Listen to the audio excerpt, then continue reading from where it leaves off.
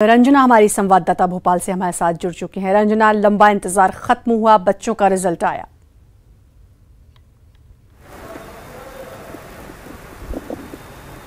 जी श्रद्धा, बिल्कुल इस बार कक्षा 12वीं का रिजल्ट आया है, लेकिन रिजल्ट में 4% की गिरावट हुई है। इस वक्त हमारे साथ स्कूल शिक्षा मंत्री इंदर सिंह परमार हैं। उन्हीं से जानेंगे कि आखिर जो रिजल्ट में इजाफे की उम्मीद की जा रही थी, लेकिन इजाफा तो नहीं हुआ, लेकिन गिरावट जरूर हो गई है। सर, इस बार साल 2019 के मुकाबले रिजल्ट में 3.56% की गिरावट हुई, यानी 4% माना जाए, तो ये गिरावट क्यों हुई, कैसे हुई? मुझे लगता है कि परीक्षा के समय ही कोरोना जैसी महामारी पूरे देश में आई, उसमें मध्य प्रदेश भी अछूता नहीं था। प्रारंभ का दौर था, इसलिए पूरा एक भय का वातावरण था और निश्चित रूप से समाज के साथ साथ विद्यार्थियों पर भी असर पड़ रहा था और परीक्षा की जो निरंतरता थी वो भी खत्म हुई थी, अनिश्चितता बनी थी। और ऐसे समय में ही परीक्षा आयोजित की गई है जिस समय एक प्रकार का कोरोना जैसा पूरा वातावरण बना था। उसके कारण से मुझे जो लग रहा, उसके कारण से विद्यार्थियों का माइंड थोड़ा डाइवर्ट हुआ, उससे रिजल्ट प्रभावित हुआ है। लेकिन सर, कोरोना तो अभी आया है, मार्च महीने से है, लेकिन इससे पहले एग्जाम तो 2 मार्च से शुरू हुए थे और लॉकडाउन के बाद जो है पेपर स्थगित हुए थे, यानी तैयारियां तो आप लोगों की पहले से, तो कहीं तैयारियों में कमी, कहीं सरकारी स्कूलों में शिक्षकों की कमी, या फिर जो स्कूली शिक्षा व्यवस्था का जो प्रोसेस है, जो आप लोगों की जो तैयारियां थी, वो कहीं पूरे साल भर उतनी नहीं रही जैसी होनी चाहिए?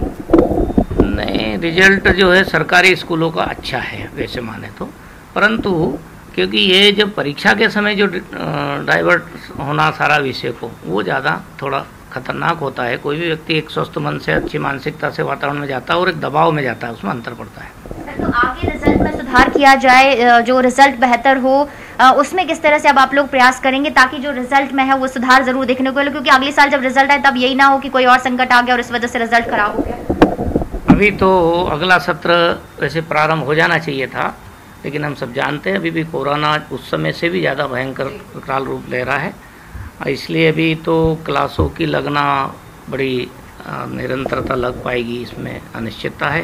भारत सरकार ने भी 31 जुलाई तक बंद करने का निर्देश दिया है। उसके बाद की स्थिति क्या बनेगी, इस पर एक बार विचार करके हम चाहेंगे कि जल्दी से जल्दी कक्षाएं प्रारंभ हो। और दूसरा, क्योंकि कम समय बच रहा है, एक प्रकार से अगस्त, सितंबर और ये दोनों महीने मान लो इसके कारण चले गए, तो हो सकता है अक्टूबर में हमारे कक्षाएं प्रारंभ हो। उस स्थिति में हम एक बड़ा निर्णय करने जा रहे हैं, हम सिलेबस कम करेंगे ताकि बच्चे कम समय में ठीक अध्ययन कर सके और अपना जो एक कमी आई उसको पूरी कर सके। वही बात है जो मैंने अभी जिक्र किया था कि अगले साल अगर ये बात लागू होती कि रिजल्ट खराब आया है तो कोरोना संकट, क्योंकि अभी सत्र शुरू हो गया लेकिन क्लासेस नहीं लग पाई, लेकिन इस बार ऐसी कोई स्थिति नहीं थी, फिर भी रिजल्ट बहुत बेहतर नहीं आया है।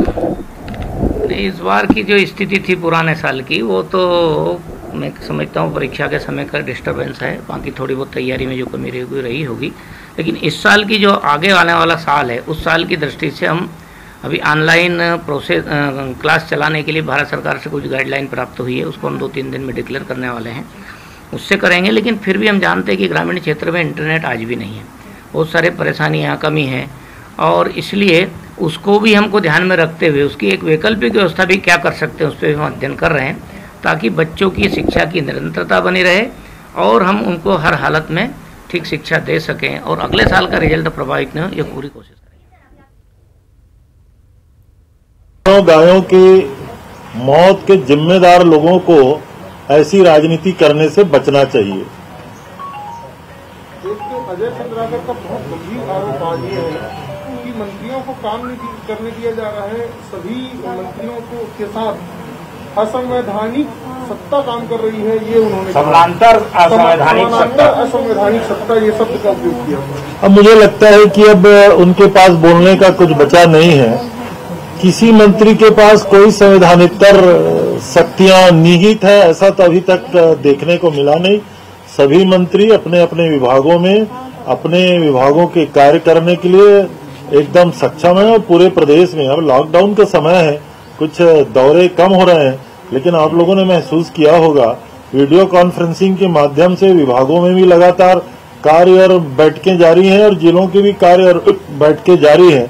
मैं बिल्कुल अजय चंद्राकर जी के आरोपों को बेबुनियाद और निराधार मानता हूं।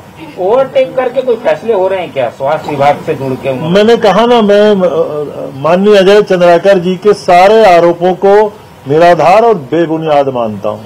निगम मंडलों की सूची को फाइनल कर लिए, कब तक आएगा नाम कुछ इसको? अब आज उसमें डिस्कशन हुआ है, सारे मंत्री और प्रदेश कांग्रेस कमेटी के अध्यक्ष और जहां जहां के कांग्रेस जनों के नाम आए थे उसमें विचार विमर्श किया गया। बहुत शीघ्र आपको दूसरी सूची देखने को मिलेगी। नामों के?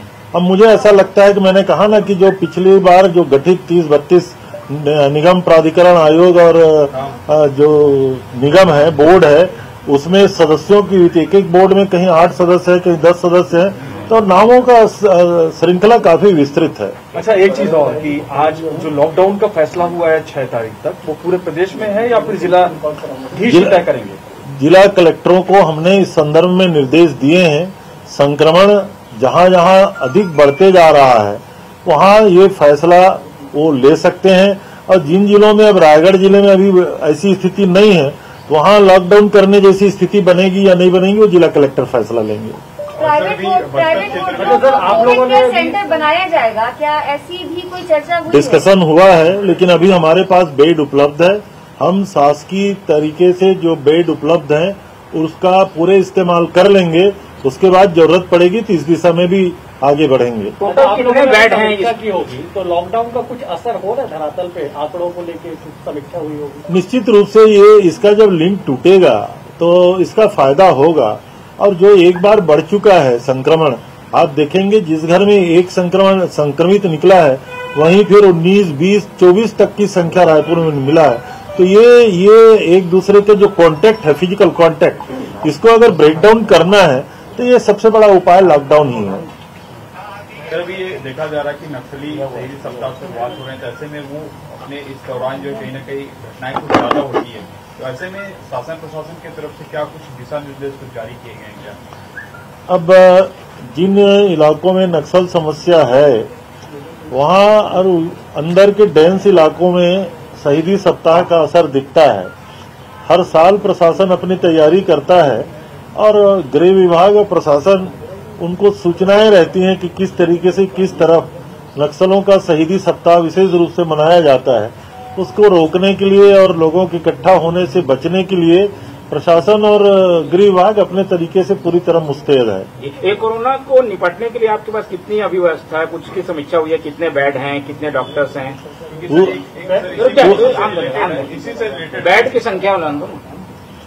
पूरी समीक्षा हुई है। अभी जिस तरीके से बेड की आवश्यकता है, हम लोग महसूस कर रहे हैं कि संक्रमण का जो संख्या है उसके लिहाज से अभी 1 सप्ताह के आसपास शासकीय बेड की पूर्ति हम कर पाएंगे लगातार, और हम उसकी व्यवस्था बढ़ाते जा रहे हैं और करते जा रहे हैं। कोई निश्चित आज हमारे पास 3000 बेड है तो कल 3000 की ही जरूरत होगी, ऐसा नहीं है। मरीजों की संख्या के मुताबिक बेड का बढ़ाने का काम भी लगातार जारी है। और जहां तक डॉक्टरों और एएनएम और टेक्नीशियन की आप बात कर रहे हैं, मेन पावर की, कुल मिला के स्पष्ट रूप से शासन ने भी निर्देश दिया है और कलेक्टरों को भी इस बात का निर्देश दिया है कि जरूरत पड़े तो डीएमएफ फंड का भी उपयोग कर सकते हैं।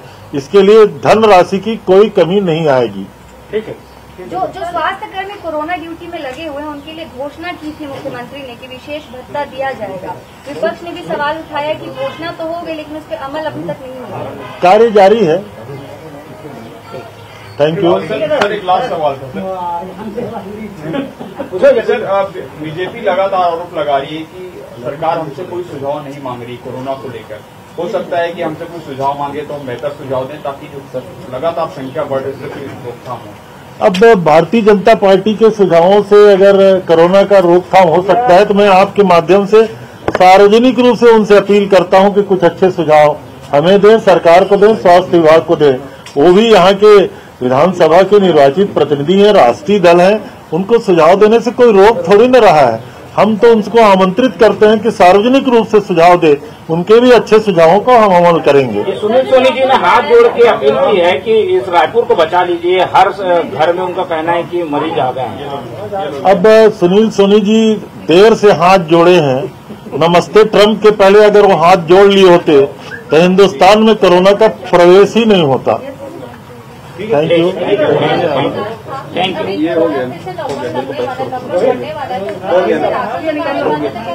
ये निकालना है मेरे को। अब जिला कलेक्टर को हमने अधिकृत किया।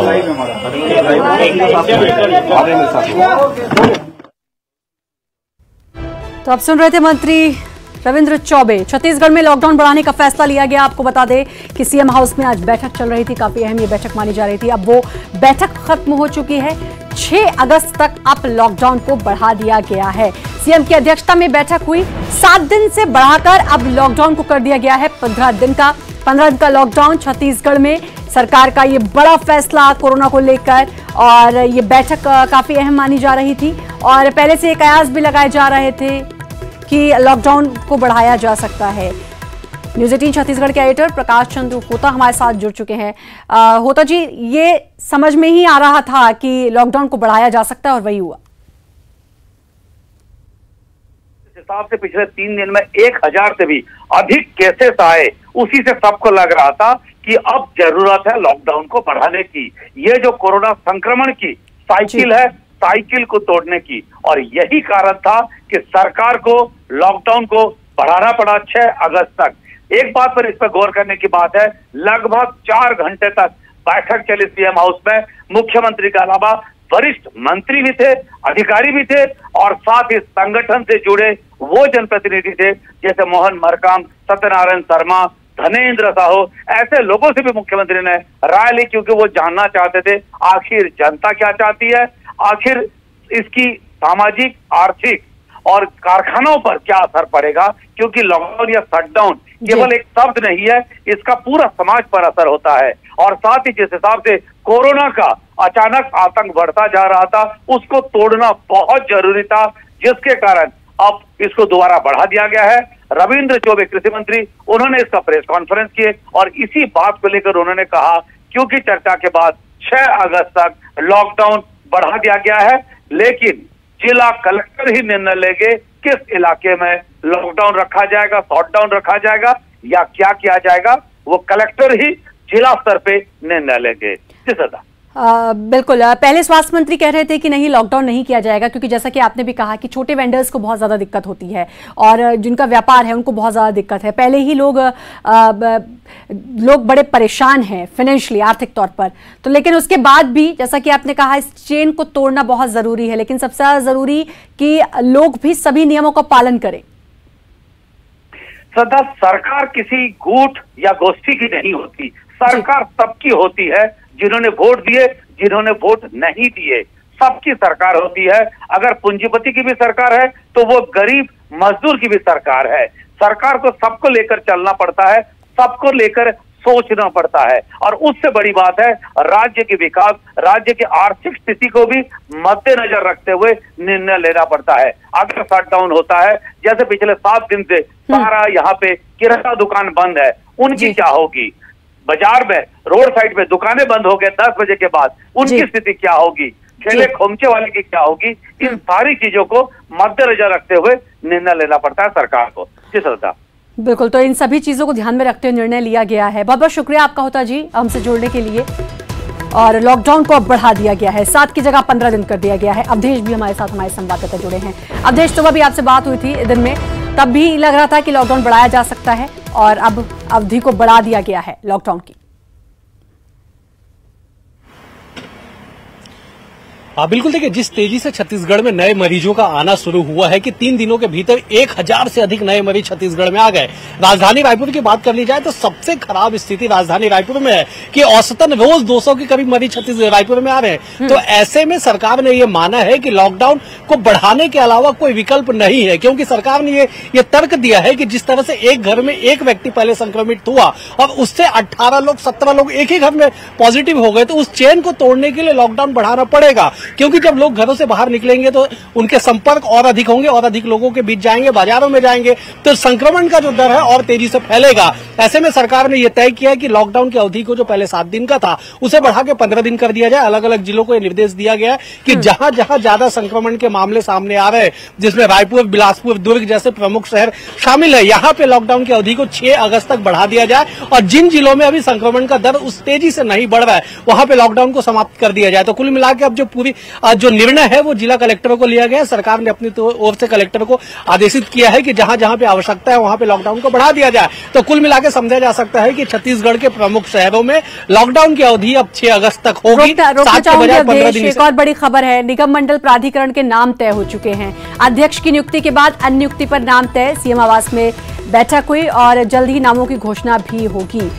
मंत्री रविंद्र चौबे ने इसकी जानकारी दी। अवधेश, लॉकडाउन की अवधि भी बढ़ाई गई, लेकिन साथ ही अब निगम मंडल प्राधिकरण में नाम भी तय हो गए हैं।